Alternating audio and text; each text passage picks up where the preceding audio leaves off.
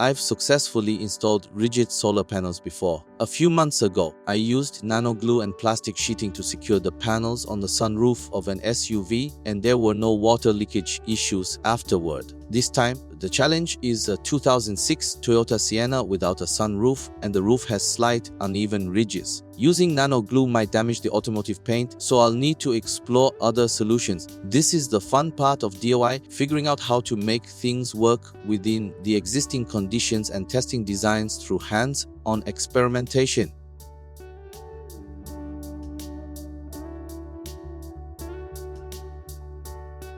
My plan is to mount the solar panels flat against the roof with a small gap for ventilation, avoiding any marks on the car. I'll place two 100-watt solar panels side by side, leaving a 20-centimeter gap in the middle where the cables will come out. The panels will be connected underneath with an 80 by 25 centimeter piece of PP corrugated board to keep them as one unit. Next, I'll drill 6 holes around the edges of the panels, reinforced with grommets to prevent edge damage, and use strong neodymium magnets with screws to securely attach them to the roof. Another issue is securing the front of the panels. When air blows head on, it could lift the edges, causing vibrations or resonance. So I plan to extend the front with an 80 by 15 centimeter PP corrugated board and reinforce it with a sturdy aluminum bar. Ideally, the bar will be slightly curved for better aerodynamics, pushing down as air flows over it.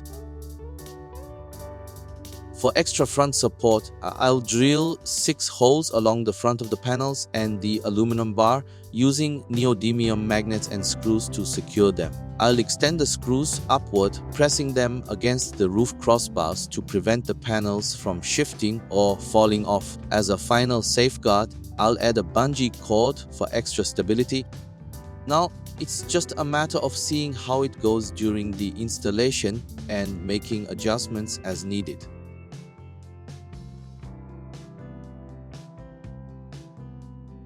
This time, I'll be using two 100-watt solar panels, MC4 extension cables and connectors, PP corrugated boards, strong neodymium magnets, screws and nuts. As for tools, I'll need an 8mm gel tape and other basic tools.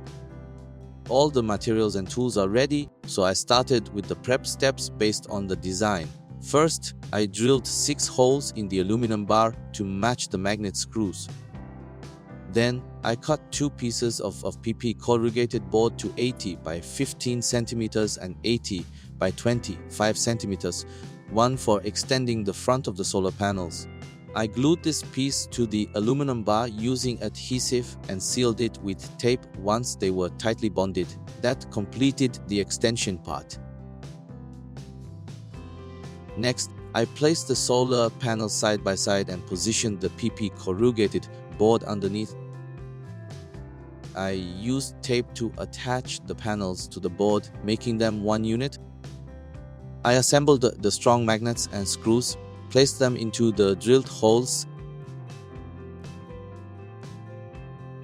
and set the panels on the car roof, securing them with the magnets. The screws were extended upward and fastened against the roof crossbars, using their strength to hold the panels in place.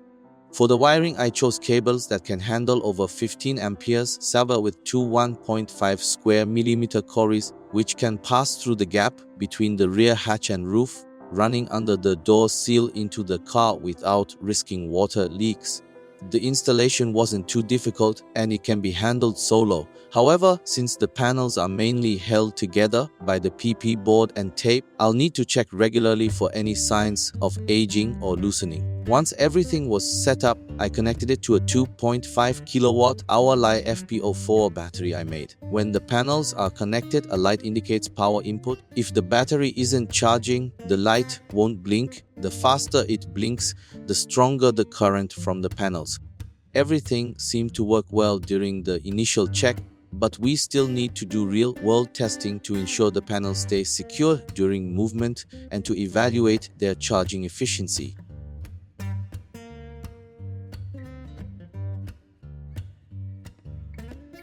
I set off on a car camping trip starting from California along Route 66 to Texas, then looping around Colorado and various national parks, testing the solar panels' performance along the way. Throughout the journey, I observed that the aluminum bar in the front stayed in place, pressing the solar panels down against the airflow without any noticeable vibrations. After nearly 3,000 miles, the panels didn't shift, confirming that the strong magnets were an effective way to secure them. Starting with the battery at 30%, it went up to 38% after just 1 hour of charging. Based on this, the 200-watt solar panels can generate around 1,200 watts of power per day, which means the 2.5 kilowatt-hour battery can be fully charged in 2 days during summer. My peak power usage is for cooking, and the solar panels provide more than enough power for my daily needs, keeping the system running smoothly for extended trips. Limited by the car's roof size, I could only fit this 200-watt setup, and my battery has a compact 12-liter volume. Since all my appliances run on DC, avoiding high power consumption, the 2.5 kilowatt-hour battery with solar charging covers my daily requirements. This setup lets me keep the Starlink Mini running, ensuring stable internet, and powers 2 HomePod Minis, serving as my car's sound system. It also keeps the fridge running to preserve food and allows me to use a rice cooker and electric stove for meals. The steady power supply means I can enjoy a comfortable camping experience without relying heavily on cities or campsites. On my way back to Los Angeles, everything was running smoothly until I was near Las Vegas, driving at 85 miles per hour through the desert. While overtaking, I heard a sound from the roof, likely from the magnets snapping back. I pulled over and found that a side wind had lifted the panels. Fortunately, the strong magnets quickly reattached them, but not in their original position, causing a slight bend. I analyzed the issue and found that the 6 magnets at the front hadn't moved, but the rear was likely held by just 1 magnet, causing the shift. More magnets are needed at the back end. I plan to use the middle crossbar to apply downward pressure. First, I increased the number of magnets.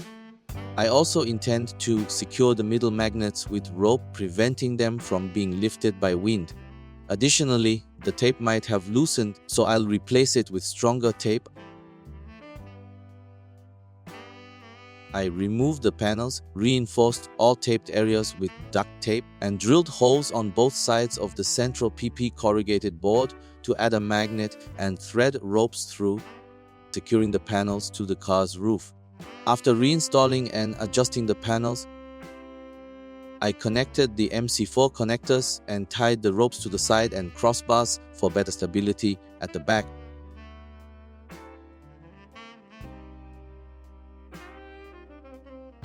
I'd like to explain why I chose solar energy to charge my car camping battery.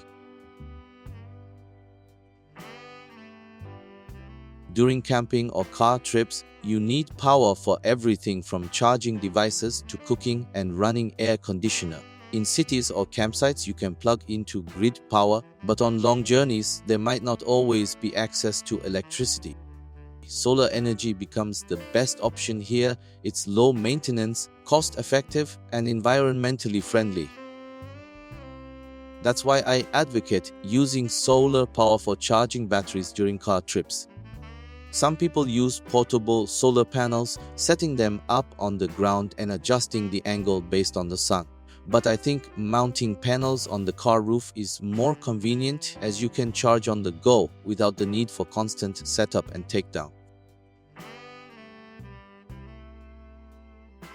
Thin film solar panels often get criticized for shorter lifespans and lower efficiency. However, with advancements in technology, they now offer stable performance and are easier to install than rigid panels. We've released several videos showing no-trace installation methods for car rooftop solar, which means you can upgrade or replace the panels without leaving marks on your car. Solar panels can enhance your car camping experience, and no build setups make future upgrades much simpler. I avoid using inverters by sticking to DC appliances, reducing unnecessary power loss and keeping the battery size minimal. By assessing my power needs and choosing the right battery paired with solar panels, I aim to show that even minivans or SUVs can be outfitted with a reliable power system suitable for van life. The 3 solar panel installation videos we've shared should work for most vehicle types. If your vehicle isn't compatible, let me know in the comments and I'll look into developing a solution.